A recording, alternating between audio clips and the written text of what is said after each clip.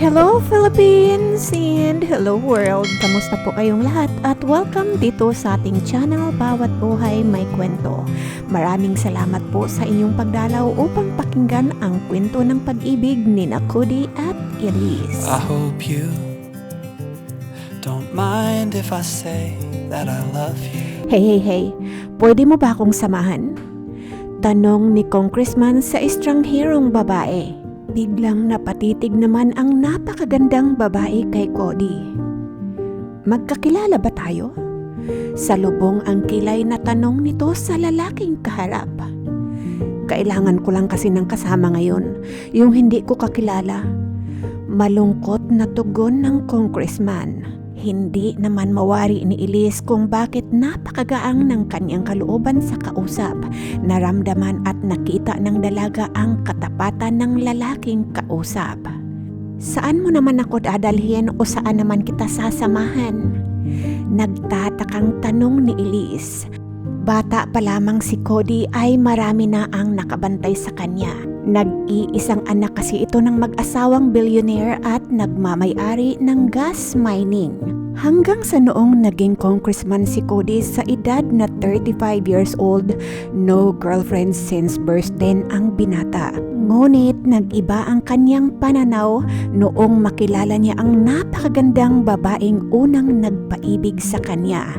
Lingid sa kaalaman ni Cody ay isang babaeng bayaran ang bumihag sa kanyang inosenteng puso.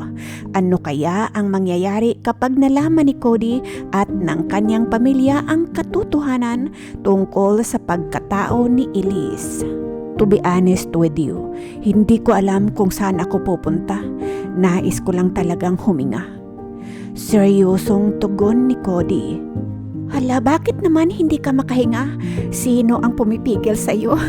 Natatawang tura ni Elise dahilan upang mapatitig si Cody sa dalaga. Alam mo, hindi ko nga alam kung bakit ako nakipag-usap sa iyo eh. Look, kung may asawa ka, hindi naman kita pipiliting samahan ako. Seryoso ang mukha na sabi ni Cody. Talaga? Ngayon ka pa talaga mag-atubili? Kanina lang hinarang-harang mo ako dahil gusto mo akong makasama tapos ngayon ikaw rin ang aatras?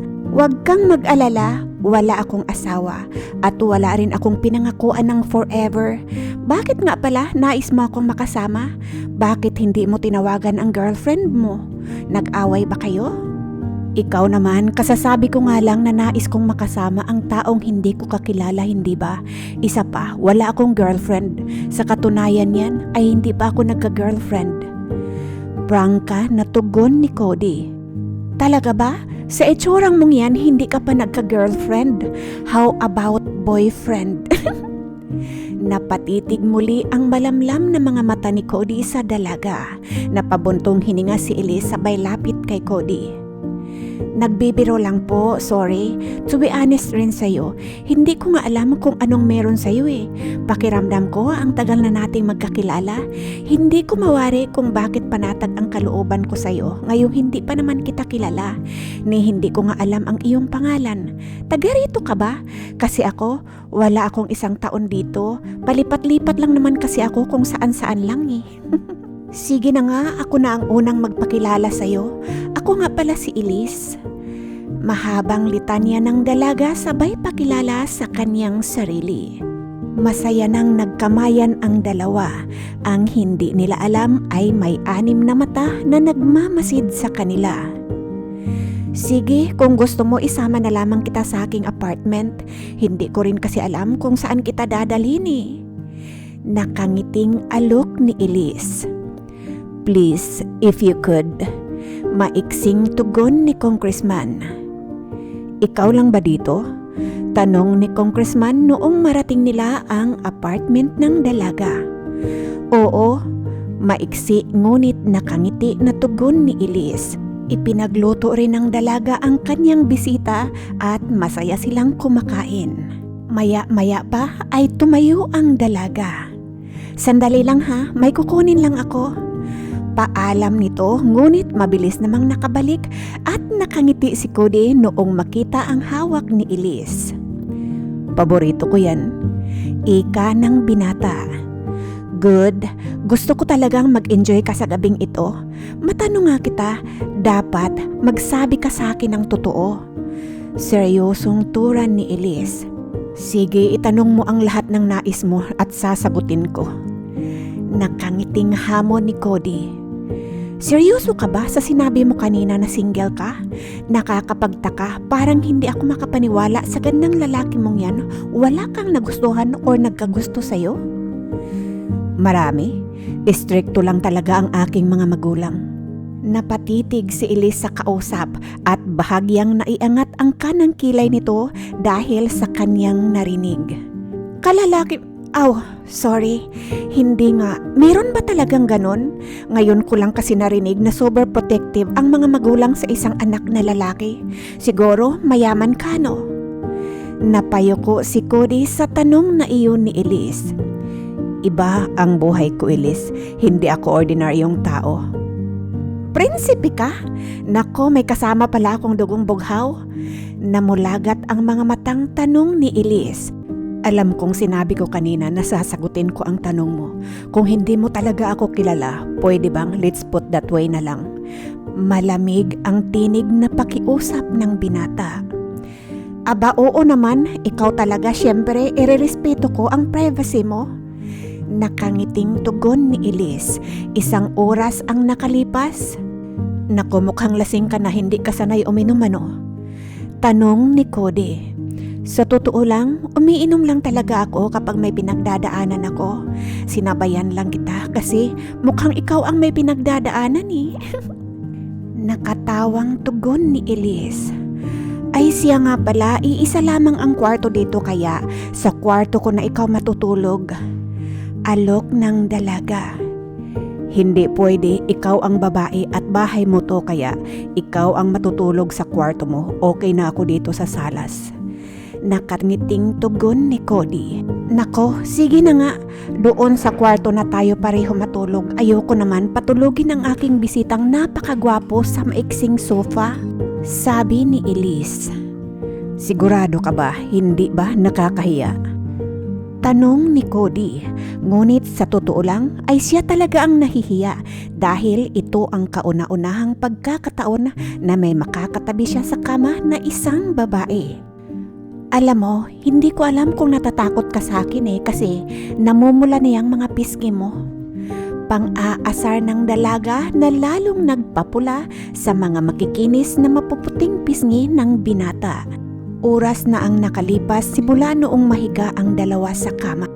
Elise, mahinang sambit ni Cody kasi lasing ito ngunit ayaw dalawin ng antok dahil hindi maipaliwanag kung ano ang kanyang nararamdaman. Mabilis naman na humarap ang dalaga sa katabi dahil siya mismo ay hindi rin makatulog. Amoy alak nga ang binata ngunit mas nangimbabaw ang halimuyak ng pabango nito sa kanyang katawan. Yes, Cody, may kailangan ka? Mapang-akit ng ngiti na tanong ng dalaga. Experience ka na ba? Diretsong tanong ng binata. Nako, kung experience lamang sa buhay ang ating pag-uusapan, eksperto na ako dyan. Bata pa lamang kasi ako ay kailangan ko ng magbanat ng buto para buhayin ang aking sarili at ang aking pamilya. Napaseryoso ang dalaga sa katanungan na iyon ni Cody. Pasensya ka na sa mga pinagdaanan mo ngunit nais kong malaman kung may experience ka na ba sa pakikipag-ano sa isang lalaki. Nahihiyang tanong ni Congressman. Napabuntong hininga naman ang dalaga saka sumagot. Marami na rin. 16 pa lamang ako, alam ko na yan. Ikaw, gaano ka kagaling pagdating sa kama? Tugon at balik tanong ni Elise. Wala nga eh. Nang laki ang mga mata ng dalaga sa katugunan na iyon ni Cody. Ngunit batid nito ang katapatan ng binata dahil sa pagbaba nito ng tingin noong sumagot ito ng wala ngai. Sorry Cody, parang hindi naman ako makapaniwala sa gandang lalaki mong iyan. Ay alam ko na masyado kang pihikan, kasing kinis at kasing linis siguro ang hinahanap mo ano. Pero kung may dugong bughaw ka, bakit hindi ka maghanap ng kauri mo? Don't tell me na kahit naman isa ay walang nagkagusto sa'yo kasi kung sa akin ka lalapit, Wala pang isang segundo, susunggaban na kita kaagad. Wala sa loob na sabi ni Elise. Paano kung hihingin ko sa'yo ngayon yan? Total, hindi ko na kailangan lumapit sa'yo dahil literaling magkatabi na tayo ngayon. Pwede mo ba akong turuan? Natamimi si Elise sa tinura na iyon ni Cody at dahil hindi na nakapagsalita ang dalaga, ang binata na lang muli ang nagsalita. Paano ba mag-umpisa? Ganito ba? Tanong ni Cody habang inumpisahang himasin nito ang maputing balikat ni Elise. Pwede, tapos dahan-dahanin mong padaluyin ang iyong mga palad sa... Hindi na naituloy ni Elise ang kanyang sasabihin pa sana nang biglang siilin ng halik ni Cody ang maninipis at mapupula nitong labi. Mga ilang minuto rin sila sa ganoong posisyon hanggang sa nangyari na nga ang kauna-unahang pagkakataon na marating ni Cody ang rurok ng kalangitan. Parihong basa ng pawis noong maghiwalay silang dalawa at isang matamis na ngiti ang binitawan ng binata sa nakangiti ring si Elise. Ganon lang pala kadali yun? Nakangiting tanong ng binata. Oo, ganon lang kadali. It will come out naturally. Matamis rin ang ngiti na tugon ng dalaga. Elise, maraming salamat sa experience na ito ha. Nahihiyang pagpapasalamat ng congressman. Walang anuman, salamat din sa pagtiwala sa akin. Pero alam mo ba, kahit sa kaninong babae mo unang matikman iyon, ganito rin naman ang mangyayari. Natural lang, hindi kailangan ng practice. Natatawang tura ng dalaga, sabay tayo at nagtungo ito sa kusina. Hindi nito alam na nakabuntot pala sa kanya ang bisita. Nakakagutom rin pala kapag katapos ano? Ay! Ano ka ba? Sigaw at tanong ng dalaga sa gulat noong biglang nagsalita si Cody mula sa kanyang likuran. Sorry, paumanhin ni Cody. Alam mo, depende naman, magugutom ka kapag gusto mo ang iyong kasama sa kama, pero kapag hindi, parang baliwala din. Dahil sa narinig ni Cody, nakaramdam ito ng kakaiba, ngunit pinili niya na lamang na wag nang mag-usisa, bagkos ay nagbiro na lamang sa kasama. Sana nagustuhan mo ang ginawa natin. Nakangiti ngunit piniling yumuko ni Cody dahil ayaw niyang makita ang reaksyon ni Elise sa kanyang sinabi. Nagustuhan ko, in fact, gustong-gusto ko ang nangyari sa atin. Napaangat ang mukha ni Cody dahil sa sinabing iyon ni Elise. Kaya biglang napalapit ito sa dalaga, humalik sa noo sabay apos ng mahigpit dito. Maya-maya pa'y hinawakan nito ang dalawang balikat ni Elise. Tinulak ng bahagya upang titigan ang mga mata ng dalaga. Pwede ba Elise, simula sa gabing ito akin ka na lang? I want you to be my girlfriend at kung papala rin, nais rin kitang mapangasawa. Seryosong nakatitig na sabi ni Cody na nagpaluha sa dalaga. Cody, bakit mo sinasabi ito sa akin? Ni hindi nga tayo magkakilala, wala kang alam sa buhay ko at kung anong klaseng tao ako, tugon ni Elise. Magsama tayo simula ngayon, so marami tayong panahon na kilalanin natin ang isa't isa. Hindi ko nga alam kung paano ipaliwanag ito sa iyo sa palagay ko, mahal na kita. Matamis ang ngiti na sabi ni Cody, nabigla ang dalaga. So, the feeling it's mutual? Sigaw ng dalaga sa kanyang isipan dahil kanina niya pa naramdamang mahal niya na rin ang binata.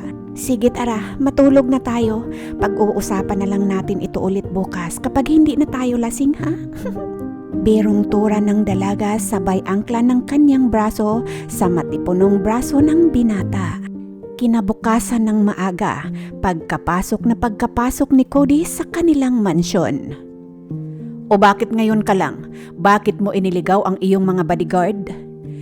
Galit na tanong ng kanyang ina. Mom, matanda na ako at simula ngayon, ako na ang magpapalakad ng buhay ko. Buo ang tinig ngunit mahinang tugon ni Cody sa kanyang ina. Mukhang masamang ehemplo ang babaeng iyon sa'yo para sagot-sagutin mo ako ng ganyan-ganyan ha? Nagulat at napasalubong ang mga kilay ni Cody dahil sa tinuran na iyon ng kanyang ina. Anak, akala mo ba talaga na iligaw mo sila ng tuluyan? Alam ko kung saan nakatira ang babaeng iyon at alam ko rin na doon ka nagpalipas ng gabi.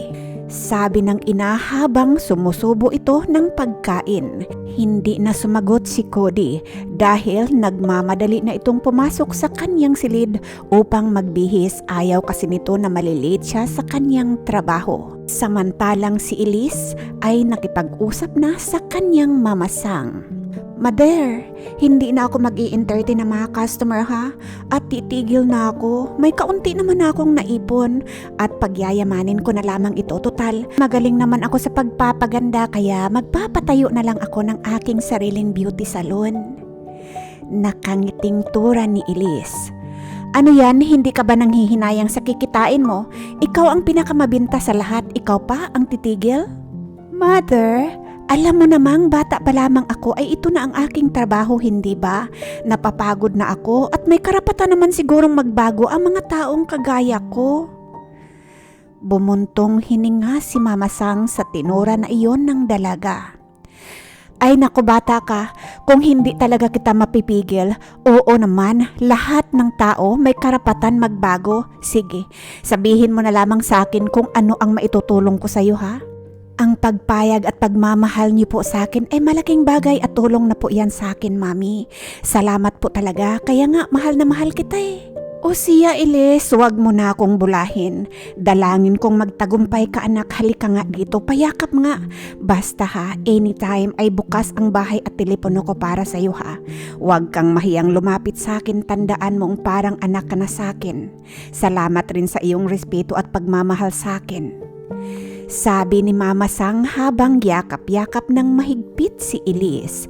Noong pabalik na si Elise sa kanyang apartment, malayo pa lamang siya, ay nanglaki ang kanyang mga mata noong makita niya ang napakagarang sasakyan na nakaparada sa harapan ng kanyang apartment. At noong makalapit na ito ay nakita niya ang matipunong lalaki, gwapo at mukhang mga mayayaman. Mawalang galang na po, baka naligaw lang po kayo?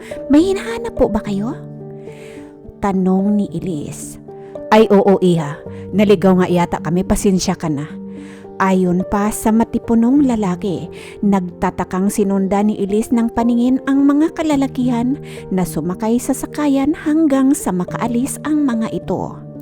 Kinahaponan, pagkapasok ni Cody sa kanilang pintuan ay isang malakas na tinig mula sa kanyang ina ang sumalubong sa kanya, sabay itinaas ang papel na hawak-hawak nito. Ito ba ang kinalulukuhan mong babae, Cody? Masisira ang pangalan mo anak kapag nalaman ng mga tao na ang kasama mong babae ay isang mababang uri, isang babaeng bayaran. Malay mo kung may sakit yan. Nang didilat ang mga mata na tura ng ginang na nagpagulat kay Cody. Oh, kita mo na, halata sa reaksyon mo na wala ka talagang kaalam-alam sa pagkatao ng babaeng sinamahan mo kagabi. Ano ba ang nangyayari sa iyo anak? Kung magrebelde ka man lamang, marami namang mararangal na mga babae ang nagkandara pa sa iyo. Bakit sa babaeng estranghero pa? Hindi na sinagot ni Cody ang ina at mabilis na itong tinawag ang kanyang driver para kukunin ang susi. Pare, dito ka na lang, huwag mo na akong samahan. Sir, walang sir dito. Pag sinabi kong wag mo akong samahan, wag mo akong sasamahan. At kayo, wag na wag kayong susunod sa akin. Wika ni Cody sabay turo sa kanyang mga bodyguards. Kapag nalaman kong sinundan niyo ako, mananagot kayong lahat sa akin. Nang didilat ang mga mata na sabi ng binata. Cody! Sigaw ng ginang. Stop from there, mommy. This time, ayokong may makialam sa akin kahit kayo pa ni daddy. Matapang natura ng congressman, pinaharurot nito ng patakbo ang kanyang sasakyan na iwang nakanganga ang taong naisa na siyang pigilan. Nagulantang si Elise noong sunod-sunod ang doorbell ni Cody sa kanyang pintuan. Sino ba yan? Mag-antay ka nga! Sigaw ng dalaga habang tinutungo nito ang pintuan. Cody, anong ginagawa mo dito? At bakit ganyan ang itsura mo? Nagtatakang tanong ng dalaga. Nagulat din ito nang bigla siyang yakapin ng binata ng pagkahigpit-higpit sabay bulong ng I love you. Cody, wag mo nga akong takutin. Ano ba ang nangyayari sa'yo? Halika, maupo tayo dito sa sofa.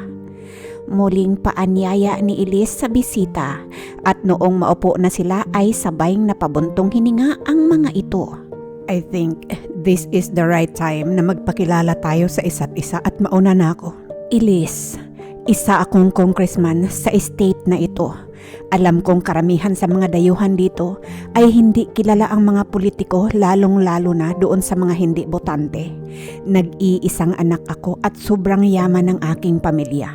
Nagmamay-ari sila ng malaking gas mining dito at marami rin silang pag-aari ng mga maliliit na negosyo at isa ako sa mga pag-aari at kinokontrol nila. Wala ngang babaeng tama para sa akin kaya nga umabot ako ng ganitong edad nang walang kaalam-alam pagdating sa mga babae. Hindi pa yata ako ipinanganak ay may mga tao na silang hired para bantayan ang bawat galaw ko. Alam mo ba na ang akala ko natakasan ko ang aking mga bantay noong sumama ako sa'yo? Mali, dahil alam nila kung nasaan ako at pinaalam kaagad nila ito sa aking mga magulang. At pagkabukas ko pa lamang ng pintuan ay sinabi na kaagad ni Mami sa akin na alam nila ang tunay mo na pagkatao kaya nagmamadali na ako nagpunta dito dahil nais kong ikaw mismo ang magsabi sa akin ng tungkol sa iyong katauhan. Mahabang litanya ni Cody na nagpatamimi kay Elise kaya muling tinawag ni Cody ang pansin ng dalaga. Elise, huwag kang mag-alala kahit ano pa ang sasabihin mo sa akin ay hindi magbabago ang pagmamahal ko sa iyo. Gusto ko lang talaga marinig mula sa mga bibig mo ang totoo. Cody, tama ang mga sinabi ng mami mo. Pero alam mo ba, kariresign ko lang sa profesyon ko na iyon. Dahil sa'yo, hinangad kong maging malinis at magbagong buhay. Alam ko kahit ano ang gagawin ko ay manatili ang burak na amoy sa pagkatao ko. Ngunit, kasalanan bang maghangad na mahalin at magmahal ng tunay? 16 years old pa lamang ako noong mapilitan kong maibinta ang aking sarili sa aking amo para may panggamot sa aking tatay. Malala na kasi ang kalagayan niya noon, sabi ng amo ko. Tutulungan niya lamang ako basta ibigay ko sa kanya ang aking pagkababae. Isang araw, may nakilala akong kaibigan. Sabi ko sa kanya ang aking pinagdaanan sa kanya. Sabi niya sa akin kung nagpapagamit lamang daw ako sa aking amo kapalit ng kararampot na pera, bakit hindi ko raw pasukin ang ganoong trabaho? Malaki raw ang bayaran. Binok niya ako sa isang kilalang tao doon sa amin at nalula ako sa ibinayad niya sa akin. Umalis ako sa aking amo at pinasok ko nga ang trabahong ito. Oo, isa akong bayarang babae, Cody. Iba't ibang malalaking tao ang gumagamit sa akin, Cody, kapalit ng malaking halaga. Naiahon ko nga ang aking pamilya pagkatapos lahat ng pag-aral ko ang aking 3 kapatid. May kaunti akong negosyong naibigay sa aking ina. Kaya ako napadpad dito dahil may isang kliyenteng nangako sa akin ng magandang buhay doon sa kabilang city. Ngunit impyerno ang ibinigay niya sa akin. Nakilala ko naman si Mami Rose. Super bait niya sa akin, ngunit natuklasan kong isa pala rin siyang mamasang kaya kinausap ko siya na kung pwede i-book niya ako. Noong una, ayaw niya pa nga dahil naaawa siya sa akin, ngunit nagpupumilit ako. Simula noon ay naging magkasangga na kaming dalawa. Naging sandalan namin ang isa't isa hanggang kanina. Noong magpaalam akong magbagong buhay, nag-alok pa nga siya ng tulong sa akin Pero may naipon ako kaya bala kong bilhin yung abandonadong building dyan sa kanto. Magpatayo ako ng sarili kong beauty salon. Isang napakatamis na ngiti ang binigay ni Cody sa dalaga. Huwag kang mag-alala. Simula ngayon magiging magkasangga na rin tayo. Kapag hindi ka tinanggap ng aking mga magulang, handa akong iwan ang lahat kahit itakwil pa nila ako. May ipon rin ako. Pagsamahin natin at palaguin natin yung naisip mong negosyo. Nakangiting sabi ni Cody. Baka nabigla ka lang, Cody. Baka hindi talaga pagmamahal yung nararamdaman mo sa akin. Baka lang dahil yan sa na-experience mo last night. Tapos ngayon, naaawa ka lang sa akin. Nakayukong tugon ng dalaga. Elise, matanda na ako. Kung gusto mo, magpirmahan pa tayo na kapag nagbago ang pagmamahal at pagtatrato ko sa'yo, ay pwede mo akong idemanda. Magpakasal tayo, wala akong pakialam kung hindi papayag ang aking mga magulang. Sigurado akong hindi naman sila magwawala dahil ayaw nilang masira ang napakaganda nilang imahe. Natatawang saad ni Cody na nagpatawa na rin sa dalaga dahil sa salitang pirmahan at demandahan.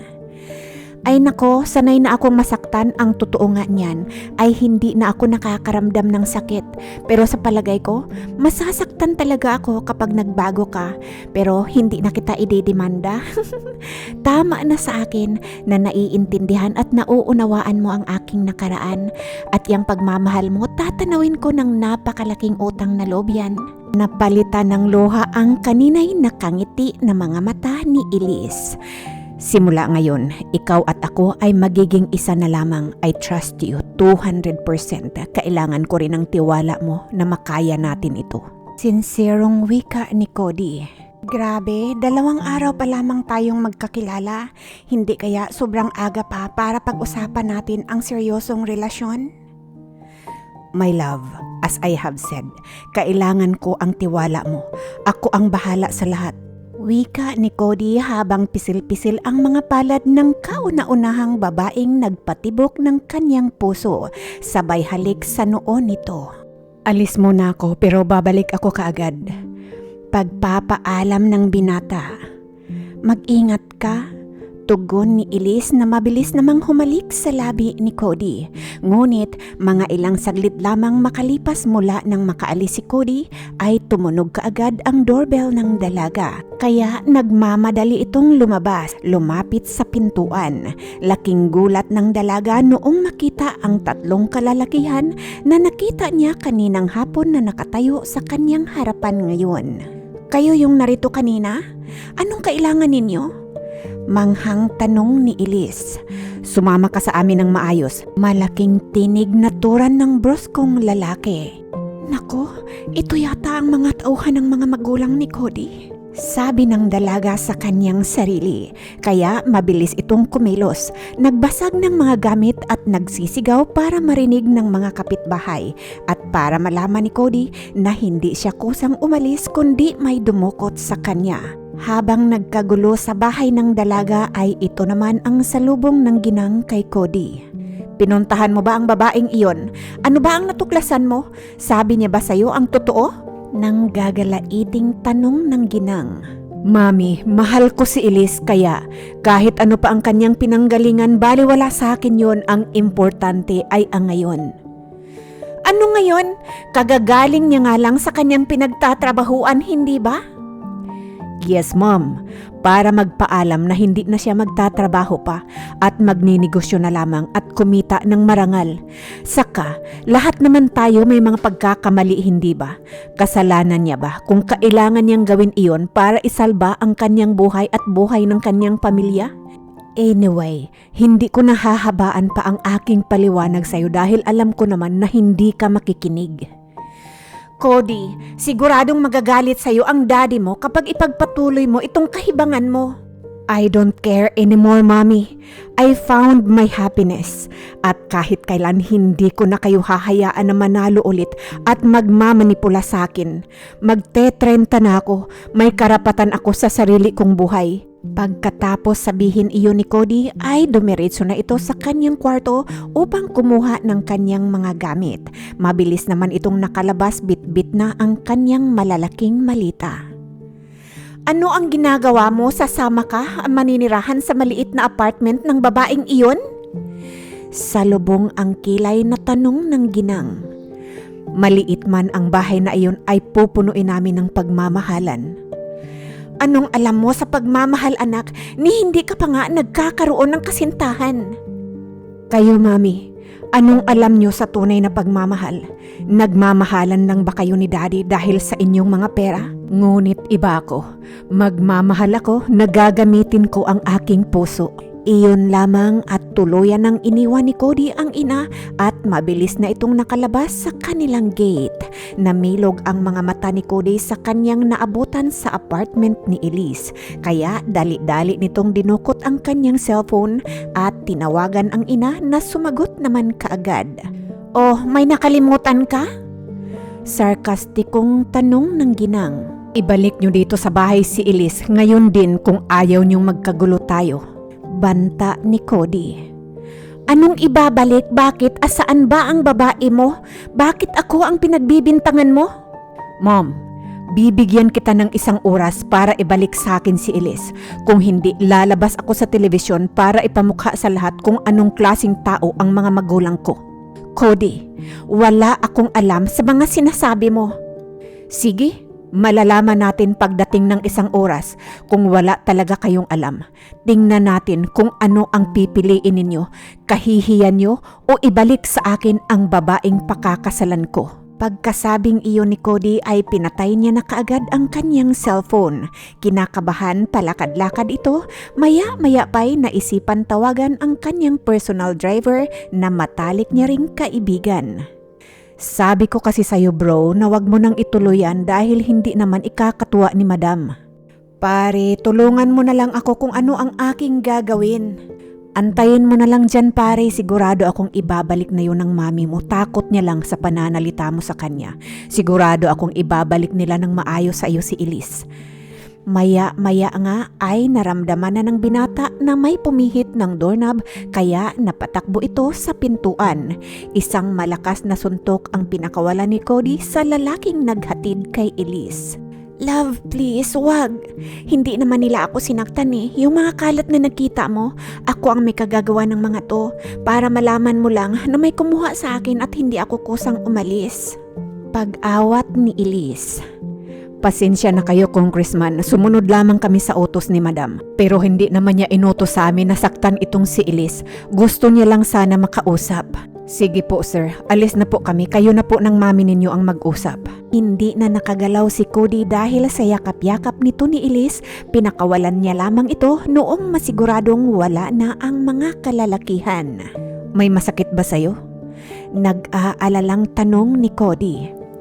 "Wala naman.